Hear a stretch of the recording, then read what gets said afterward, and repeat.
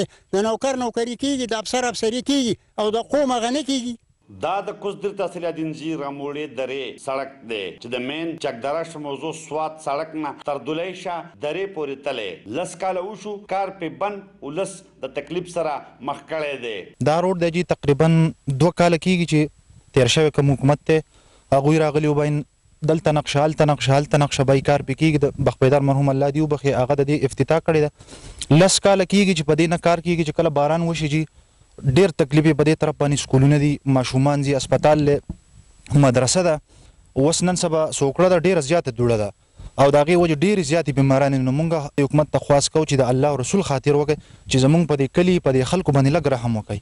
او چې حکومتونه راشي MP راشي تشې وعدې کوي په ووټونو کې ورته خلک یادي دا به وکړو هغه به وکړو نور هېڅ نشته.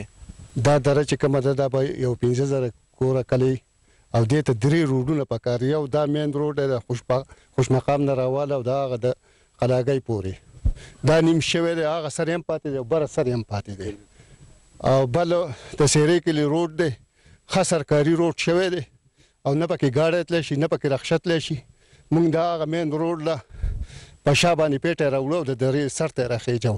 دې حکومت له موږ سوال کوو چې یو د غالیګي روډ، یو د خوړله او یو د سپینو خاورو، دا 3 روډونو ته دې دغه وکړي، منظوري وکړي او په دې دې غور وکړي.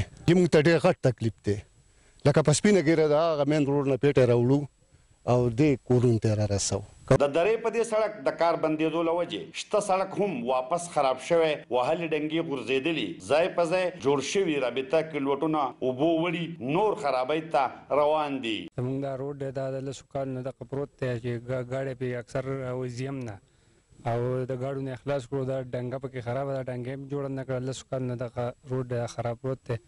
10 کاله وشو چې بخپیدار صاحب دا روډ را شروع کړی دی او په دره خوشحال کورونه یې لګولی دی او هر سړی پې کړي دي. لیکن د هغې نه وروسته چې بیا کوم حکومت راغلی دی نو په دې روډ کې ګیټۍ نه ده اچولي، خوړ لازي او تختهیي، ګاډی پې نه شي تللی، کمرې دي. دا خو کندې دره هغې ته وایي چې په هغې کې خوړګۍ ډېري، کندې پکې ډېري، اوبه پکې ډېري، نو اوبه راځي او هغه تختهیي. مونږ حکومت ته دا خواست کوو چې تا دا دومره خرچ کړی دی، ټیکهدارانو له دې ورکړی دی او منظوري دې کړې ده، قوم دې ښه کړی دی، نو اوس خو په هغې څه کوشش وکړئ، تارکول پې اچوئ، روړی پې واچوئ، څه منظوري وکړئ. MP صاحب څه وکړم زه هم په دې علاقې ته مونږ ته دا وښیه. مونږ دا نه وایو ووټ مونږ هر سړي ورکړی، یو سړي نه دی ورکړی چې ته یو سړي ته یا کوڅه جوړه کړه یا ورته پول جوړ کړه. مونږ هر سړي قوم ووټ ورکړی.